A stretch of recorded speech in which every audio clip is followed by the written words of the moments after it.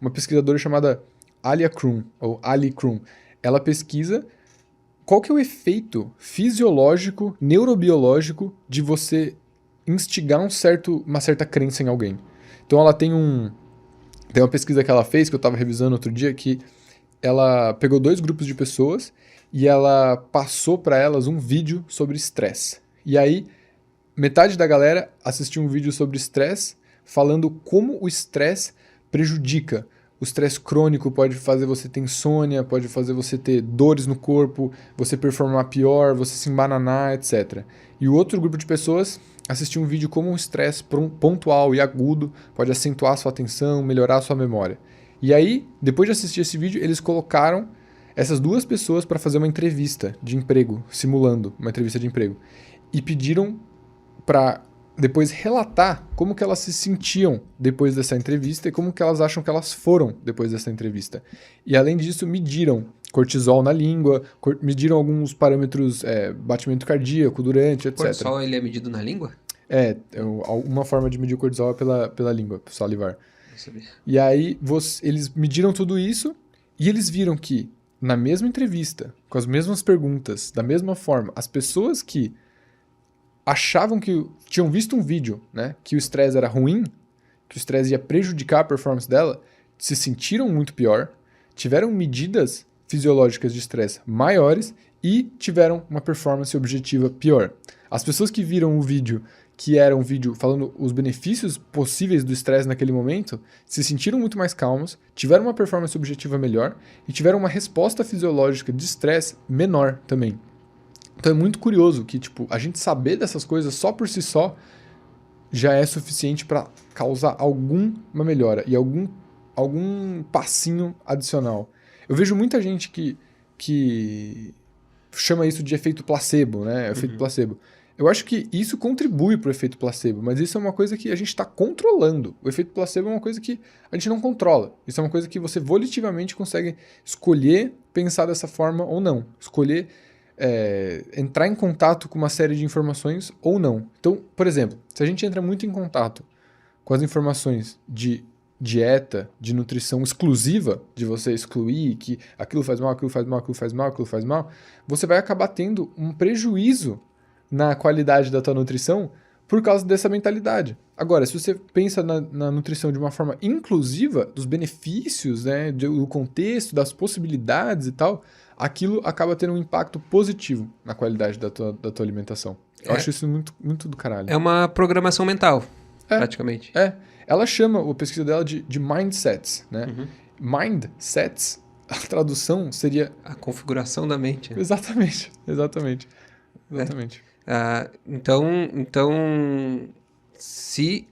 Isso vale tanto, como tu falou, para o consumo dos alimentos. Se eu consumir... Mas daí não vai ficar na parada, uma parada assim, só de crer.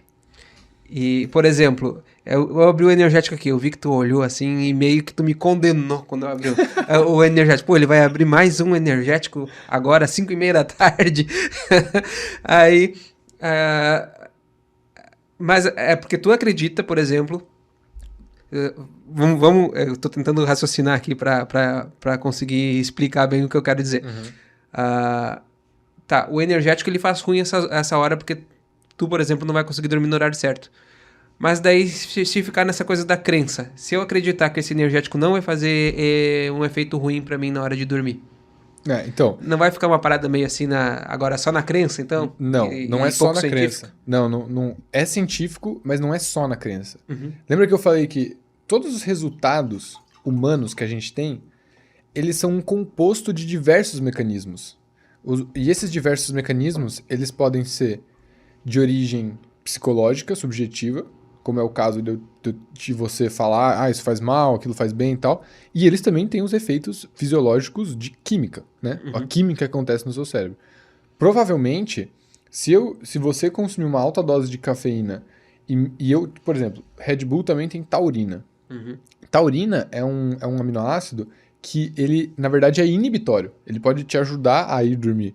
Se eu ficar aqui 1h30 falando só sobre a taurina e a quantidade alta de taurina que tem aqui e tal, é possível, se eu não tiver dado esse preâmbulo para você, é possível que a sua resposta a ir dormir naquele dia seja melhor. E o Red Bull te afete um pouco menos. Não vai ser mais forte do que o efeito químico da cafeína, né? Porque as coisas estão acontecendo ao mesmo tempo, né? Essa mesma pesquisadora, ela fez uma pesquisa com alimentação. Ela fez com milkshake. Ela fez um milkshake hipercalórico e um milkshake pouco calórico. E o milkshake hipercalórico tinha muito açúcar, etc. Quando a pessoa... E ela falou para algumas pessoas dos grupos que esse milkshake hipercalórico, na verdade, era um milkshake light. As pessoas que tomaram esse milkshake hipercalórico, achando que era light, consumiram todas as calorias. elas não têm como não consumir aquelas calorias. Não tem como a mentalidade ir contra a lei da termodinâmica. Mas o que aconteceu? A resposta glicêmica e a resposta endócrina delas foi menos. Foi menos do que as pessoas que consumiram o mesmo milkshake, só que sabendo que era um milkshake hipercalórico.